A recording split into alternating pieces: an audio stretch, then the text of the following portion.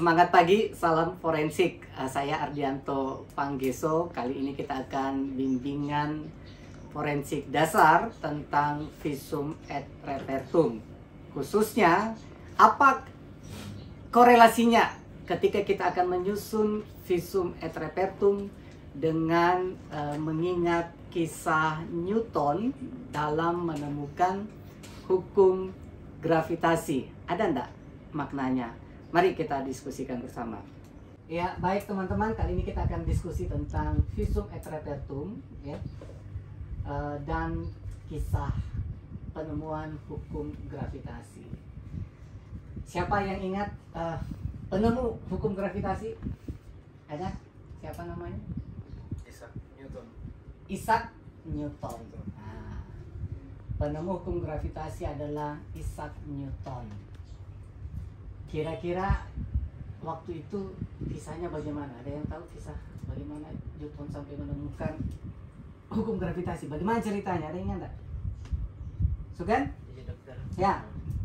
Pada saat itu dokter, Isaac Newton sedang berdiri di jendela melihat apel jatuh ke bawah dan dia bertanya-tanya kenapa bisa apel jatuh ke bawah dokter. Intinya dia melihat buah apel jatuh kemana? Ke bawah dokter. Emang ada jatuh ke atas? Kalau jatuh kan pasti Ke bawah. ke bawah. Lebih tepatnya buah apelnya jatuh ke tanah atau jatuh ke bumi. Ya. Jadi setelah Newton melihat buah apel jatuh ke bumi atau ke tanah, apa yang terpikir oleh Newton pada waktu itu? Apa yang membuat dia sampai pada penemuan hukum gravitasi? Kira-kira apa? Coba ikuti kisahnya, bayangkan. Dia lihat buah apelnya jatuh ke tanah. Apakah dia langsung menemukan hukum gravitasi? Kan belum toh?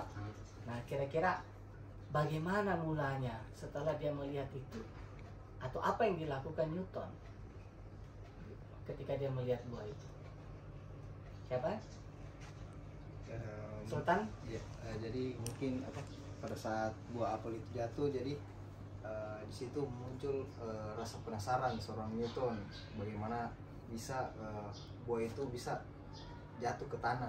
Jadi mungkin berawal dari rasa ingin tahunya sehingga dia mencari tahu kenapa kok bisa buah ini jatuh dengan sendirinya ke tanah. Gitu. Di garis bawahi adalah rasa ingin Tahu. tahu, ya. Penemuan hukum gravitasi dimulai dengan rasa ingin tahu. Kira-kira ada kaitannya enggak sih nanti dengan visum et repertum? Nanti kita lihat. Ya, kita lanjut dulu sedikit. Setelah timbul rasa ingin tahu dari Newton, kira-kira apa yang muncul di benaknya, di pikirannya? Setelah dia ingin tahu gitu. Muncul apa? Pertanyaan. Ya. Pertanyaan itu stimulator, pemicu. Ya. Apa yang ditanyakan kira-kira Newton pada waktu itu? Yang muncul. Setelah dia ingin tahu, dia bertanya apa, Dina? Pertanyaannya apa kira-kira? Bagaimana buah itu bisa jatuh, dokter? Bagaimana buah itu bisa jatuh? Atau dengan kata lain, Kenapa bisa jatuh? kenapa bisa jatuh? Kok buah apel itu jatuh ke tanah? Kok tidak melayang-layang di udara atau tidak naik? Naik kemana? Langit. Nah itu. Jadi bermula dari rasa ingin tahu, kemudian muncullah pertanyaan. Mengapa dia jatuh ke bumi? Bukan melayang-layang atau bahkan naik ke langit. Nah, jadi penting untuk kita memiliki, pertama-tama adalah rasa ingin tahu. Kemudian munculkan pertanyaan. Pentingnya pertanyaan di situ. Kira-kira kalau tidak ada pertanyaan seperti itu, Isaac Newton akan berpikir tidak? Jadi pertanyaan itu memicu suatu pemikiran, itu yang penting. Ya. Pertanyaan itu memicu suatu pemikiran. Pertanyaan itu bisa datang dari orang lain. Jadi kalau ada diskusi gunakan dengan baik. Ya. Sukalah dengan pertanyaan. Sukalah ditanya. Tapi waktu itu Isaac Newton tidak ada pembimbingnya. Kalau tidak ada pembimbingnya gimana untuk memunculkan pertanyaan? Ya ajukan sendiri pertanyaan. Ya. Jadi saya ulangi ya. Miliki rasa ingin tahu, kemudian bertanyalah. Kalau ada pertanyaan kita syukur. Kalau tidak ada pertanyaan, kitalah yang bertanya. Nah, apa panduan pertanyaan? Bagaimana kita membuat suatu pertanyaan? Ya, dalam bangku kuliah teman-teman sudah belajar tentang teknik bertanya 5 W 1 H. Apa semua itu? What? Apa itu? Terus? Why? Kenapa? When? Kapan? Where? Di mana? Who? Tuh? Siapa tuh kepada siapa? And yang H yang terakhir? How? Ya itulah. Itu panduan saja supaya kita bisa memunculkan pertanyaan. Entah kita dalam suatu forum diskusi atau kita merefleksi suatu persoalan dengan pertanyaan. Karena dengan bertanya baru kita berpikir. Coba kalau tidak ada pertanyaan, bisa nggak kita berpikir? Nah, kalau kita tidak berpikir, bagaimana kita bisa menemukan? Nah, sekarang apa kaitannya dengan visum et repertum? Visum et repertum secara etimologi atau asal katanya berasal dari kata visa dan repertum, report. Ya, visa itu artinya melihat, tetapi bukan sekedar melihat. Kalau kita sekedar melihat sama seperti teman-teman Newton pada waktu itu. Apakah hanya Newton yang menemukan, yang melihat buah apel jatuh ke bumi? Tidak kan? Pasti sudah banyak orang yang pernah melihat buah apel itu jatuh ke bumi. Tapi kebanyakan orang hanya melihat. Tidak punya rasa ingin tahu, tidak bertanya, maka tidak berpikir sehingga tidak menemukan. Nah, kenapa kok visum et repertum itu diberikan kewenangan penulisannya kepada dokter? Kira-kira kenapa?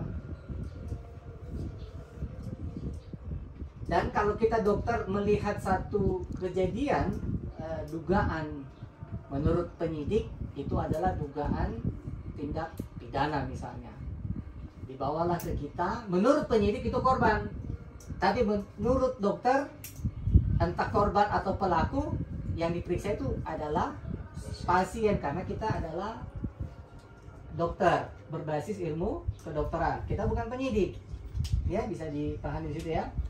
Jadi ketika ada kasus atau ada pasien dibawa ke kita dengan dugaan tindak pidana menurut penyidik, maka kita harus punya rasa ingin tahu, bukan sekedar melihat. Ingat kisah Newton, jangan cuma lihat lukanya saja, ya, tapi kita harus punya rasa ingin tahu, kira-kira kenapa bisa luka modelnya begini, gitu maksudnya. Supaya kamu berpikir, oh kalau lukanya model kayak begini, nah kira-kira penyebabnya apa? Sampai akhirnya kamu menemukan, ya, hasil pemeriksaanmu itu, hasil pengamatanmu itu, kamu tuangkan di dalam satu kesimpulan. Jadi inti dari bimbingan kali ini yang mau saya sampaikan adalah visum et repertum itu, ya, ketika kita akan membuat satu visum et repertum, ingatlah kisah Newton di dalam menemukan hukum gravitasi. Karena di dalam visum et repertum itu kita bukan sekedar melihat, Ya, visa itu bukan sekedar melihat. Ada makna yang diharapkan dari penglihatanmu itu, pemeriksaanmu itu, kamu menemukan sesuatu. Ya. Supaya bisa menemukan sesuatu yang kamu periksa, timbulkanlah rasa ingin tahumu dengan pertanyaan-pertanyaan. Stimulus. Ya, karena kalau tidak ada pertanyaan, kita tidak akan berpikir. Itu sederhananya. Ya. Sampai kamu menemukan sesuatu pemeriksaanmu tadi yang kamu tuangkan di dalam satu kesimpulan. Itulah temuanmu. Paham ya? Kalau Newton menemukan hukum gravitasi, kamu menemukan hasil pemeriksaanmu itu, ya, kamu tuangkan dalam kesimpulan visum et repertum. Itulah yang kamu laporkan, repertum. Paham ya? Jadi yang kamu laporkan itu adalah hasil temuanmu. Bermula dari penglihatanmu yang kamu stimulus dengan pertanyaan, kenapa begini? Kira-kira karena apa? Toh? Sampai kamu berpikir, mencari, menemukan, oh ini karena luka tembak. Ini karena luka tajam dan sebagainya.